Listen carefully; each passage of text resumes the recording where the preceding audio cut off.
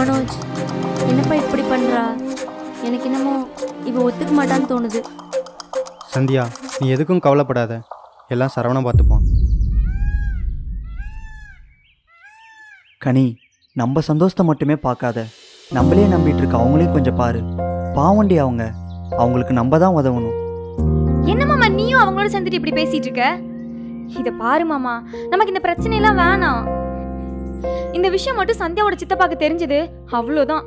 அவங்களோட சேர்த்து நம்மளே உயிரோட வச்சு எரிச்சிருவாங்க. ஹே, அப்படியெல்லாம் ஒன்றும் நடக்காதுடி. நீயா ஏதாவது ஒன்று கற்பனை பண்ணிட்டு இருக்காத. மாமா, சந்தியாவோட சித்தப்பாவை பத்தி என்னை விட உனக்கு தான் நல்லா தெரியும். தெரிஞ்சிருந்தும் ஏன் மாமா இப்படி பேசுற?